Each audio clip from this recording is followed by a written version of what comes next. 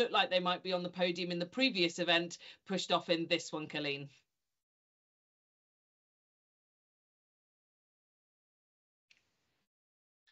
Natasha, I feel like you might have to pick up here just where Colleen is. Sounds not quite with us, but Natasha, I think all of these people in the next race are going to be looking to try and find their way onto the podium. Yes, absolutely. So they've seen that under 120 time, and they are probably shaking a little bit. It's really something to aim for, but they will be able to see that target boat, I believe, on their screens. So they'll know what time they're going for. They'll know what they're competing for. But it is, as we say, a 500-meter race. So it is quite difficult to try and strategize as you're doing it. They'll just be going as hard as physically possible for this next 500 meters. Colleen, are you back with us?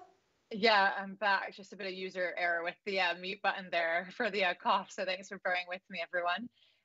But yeah, back and really, really thrilled to see this race get underway. So I think you're spot on, Natasha.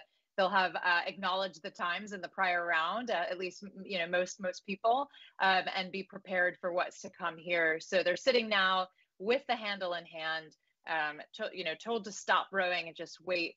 And we'll get a real sense then of the global tour around the world here.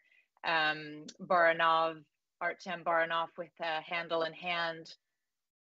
And it's attention and go for the under 17 men 500-meter sprint and the men 17 to 18. So we see the graphics, those boats indicating the speed. The athletes just fly out of the gates, as it were. First 100 meters, and it's already looking really, really quick underway. Natasha, as these start to sort of sort and settle, as it were. Yeah, absolutely. They're heading through the 350 mark now. You can see they went out quite quickly. So we're actually looking at the right side of the screen here. We've got the Ukrainian Yaroslav Zakharov, who is in first right now with a 122, but being challenged by Omar Al-Salid, who is at a 124. So we'll see what happens here. Al-Said is at around a 43, 45 stroke rate. So incredibly high stroke rate. We'll see if he can keep it. We have two Ukrainians down there in our webcam view, so we can keep an eye on those who are going quite fast right now. Last 100 meters, Pauline takes us through it. Yeah, super, super quick, isn't it? Up at the top of the field, though, continues to be, well, Yaroslav Zakharov up at the top, just ever so close. I dare not even call it 0.2 of a second separating him. It's the Italian just able to overhaul him, just barely. Look at the joy on his face. Just fantastic. That's Lucio Fugazzotto of Italy for the under 17 men.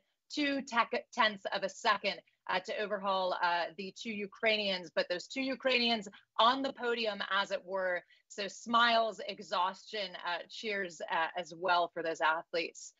This is Artem Baranov of Ukraine. A job well done. He says, he's born into a family of rowers.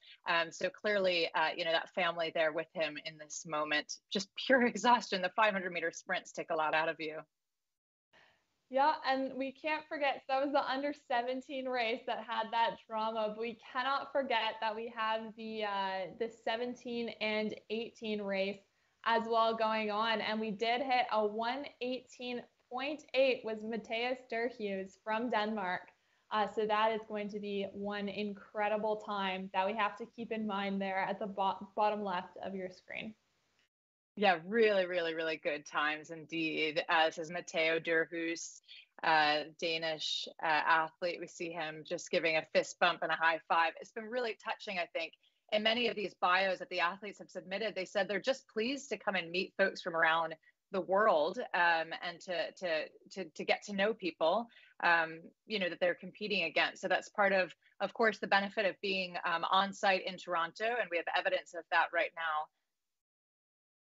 Absolutely. And that's one of the great things about social media, virtual workouts in this day and age as well, is that you can really connect with your peers through these shared experiences, competing on the world rowing stage. Like that is something that doesn't happen so often, especially for those who came to qualify. So it's really an incredible experience. Yeah, incredible indeed. We see him just kind of cooling down here. And gosh, the 500-meter sprints have been really fantastic to watch. They're so, so quick. Camilla, any thoughts